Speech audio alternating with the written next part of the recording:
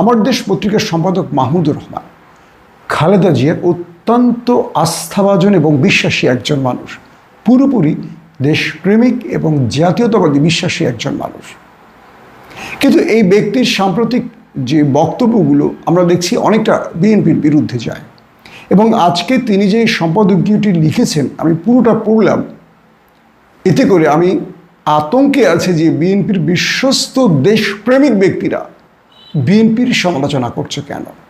প্রথমে আমি আমার নিজেকে দিয়ে বলি, আমি ধরেন বিএনপির একজন অনুরাগী বা বিএনপিকে ভালোবাসি, জীবনে যতবার ভোট দেওয়ার সুযোগ পেয়েছি বিএনপিকে দিয়েছি, এবং ফ্যাসিস্ট যুগে পুরো সময়টা আমরা লড়াই করেছি নেপথ্যে হোক আর প্রকাশ্যে হোক বিএনপির জন্য।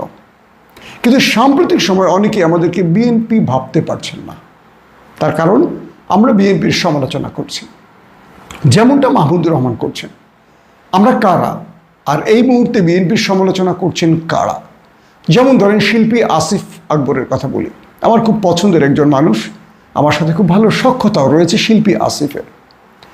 তিনি গত 15 বছর নির্যাতিত হয়েছেন, সকল জায়গা থেকে তাকে বঞ্চিত করা হয়েছে, ইভেন তিনি গানও ছেড়ে দিয়েছেন এই ফ্যাসিস্ট রেজিমের জন্য। আজকে তিনি বলছেন এই বিএনপিকে তো আমরা চিনি না বা এই বিএনপিকে তো ভালোবাসিনি।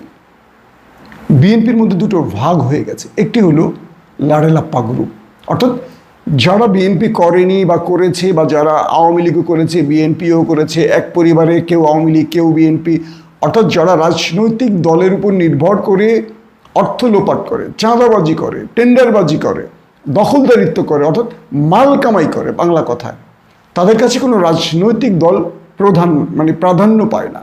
শুধু যে ক্ষমতায় আসে তাদেরকে ম্যানেজ করে তারা তাদের আর্থিক অবস্থাটাকে উন্নত করে। এদের রাজনৈতিক কোনো আদর্শ বা চরিত্র নেই।